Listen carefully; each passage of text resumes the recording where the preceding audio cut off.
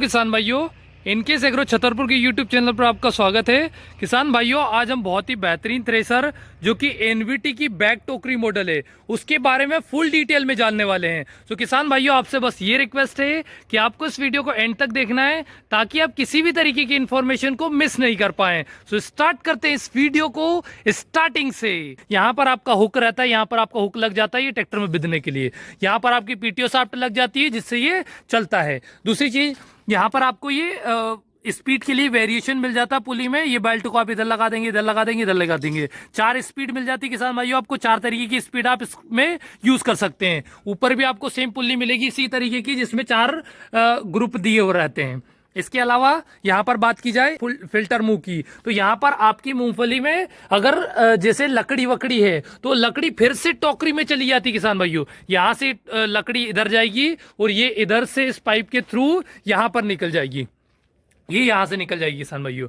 इसकी बात की जाए तो यहाँ पर ये इसका टोकरी रहता है जो कि बहुत बड़ा टोकरी है। और किसान भाइयों, इस मशीन ये मशीन जितना खाती है ना किसान भाई उसको उतना खवा ही नहीं पाते, क्योंकि इसमें बहुत बड़ा टोकरी है इसलिए इसका कंजप्शन बहुत ज्यादा है। तो ये इसका टोकरी हो गया, क्योंकि बैक टोकरी मॉडल है इसलिए इसमें एक रिस्क खत्म हो जाता है। वो रिस्क ये खत्म हो जाता है कि आपका पलटी खाने के चांसेस बहुत कम रहते हैं इस रेसर में। और ये जगह भी आपकी कम लेती है, साइड वाली जगह, क्योंकि जो साइड टोकरी वाला मॉडल रहता है उसमें आपके साइड में टोकरी रहती है। इस वजह से उस मशीन में आपको ये दिक्कत आती है कि उसकी टोकरी को बार बार चढ़ाना उतारना रहता है। लेकिन इसमें आपको ऐसा कोई कुछ काम करने की जरूरत नहीं है। यहाँ पर आपकी टोकरी पीछे रहती है तो आपको दिक्कत नहीं आती है। ये इसका बैक टोकरी मॉडल है जो कि टॉप मॉडल है एनवीटी का।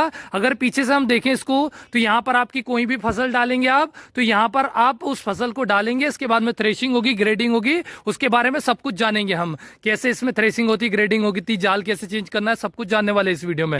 तो सबसे पहले आपके पास में सपोज कोई सा भी फसल है, जैसे कि आपके पास में गेहूं है, तो गेहूं की पुली आप यहां डालेंगे। उसके बाद में यहां पर आपको ये हैंडल मिल जाता है, ये डोली का हैंडल रहता है बेल्ट टाइट करने के लिए। सो यहाँ पर आपका अगर ये डोली धीरे चल रहा है तो और अगर बेल्ट स्लिप हो रहा है तो उस कंडीशन में यहाँ पर है आपका ये हैंडल जैसा रहता है, ये आपके हाथ में रहता है, तो इसको टाइट कर सकते हैं। इससे बंद भी हो जाता है, इससे आपका ढीला हो जाएगा तो ये डोली बंद हो जाएगा और टाइट हो जाएगा तो ये चलने लगेगा। सो इस तरीके का ये ऑपरेशन रहता है। बाकी इसके बाद में आपका जो भी फसल आपने यहाँ डाली है वो यहाँ पर इस एरिया में जाती है, ऊपर वाले एरिया में। ये वाला एरिया इसका थ्रेशिंग का एरिया होता है। इसकी जाल भी दिखा देता हूं मैं आपको। जाल देखने के लिए ये विंडो रहती है, इस विंडो को सिंपली ऐसे ओपन करते हैं और यहां से ही खुल जाता है। बाकी आप अंदर देखेंगे तो यहां पर ये जाल लगी हुई है, थ्रेशर जाल, उसके नीचे छन्ने लगे हुए हैं। यहां पर ये फिंगर जैसी ये लगी है जो आपकी फसल को छन्ने पर टिकने नहीं देगी, ऐसे घूमेगी तो ये आगे बढ़ाती रहेगी। इस तरीके से ये इसका थ्रेशर रहता है।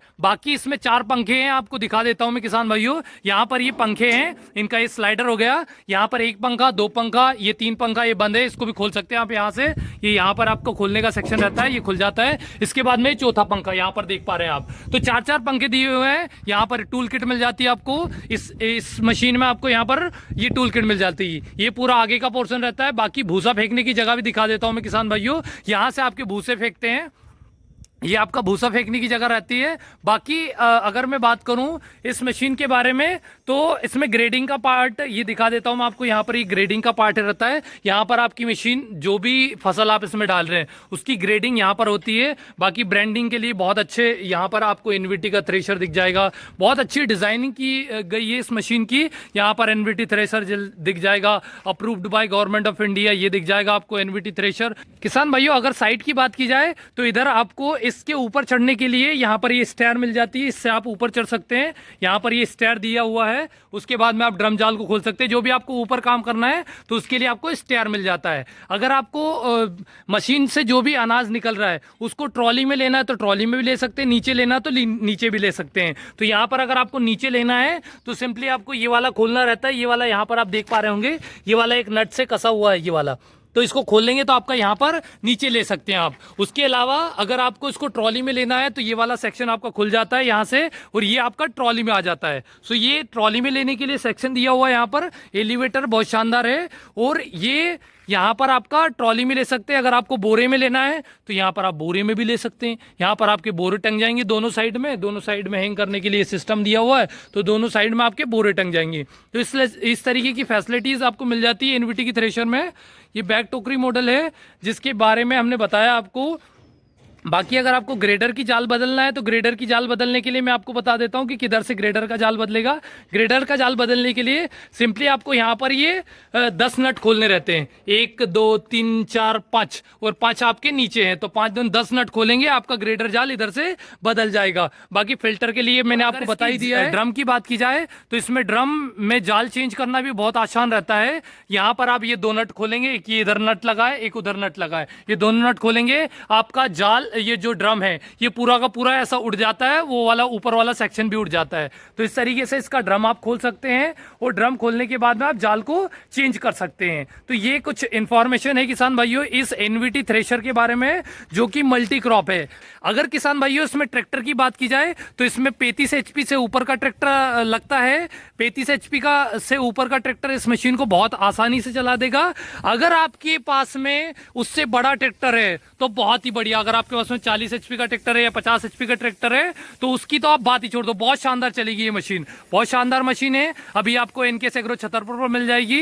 इंफॉर्मेशन के लिए आपको ये नंबर दिखा दे रहे हैं हम, यहां पर आप कॉल करके इसकी प्राइस पूछ सकते हैं किसान भाइयों, क्योंकि इसकी प्राइस समय के हिसाब से बदलती रहती है। तो इस वजह से आप प्राइस के लिए इन नंबर्स पर कॉल कर सकते हैं। यहां पर नंबर दिए हुए हैं, इन पे कॉल कर सकते हैं। हम एनके एग्रो छतरपुर से हैं, जो कि एनवीटी के डीलर है। यहां पर भी आपको कॉन्टेक्ट नंबर मिल जाएगा। सो सभी जगह आपको कॉन्टेक्ट नंबर मिल जाएगा एनके एग्रो छतरपुर का।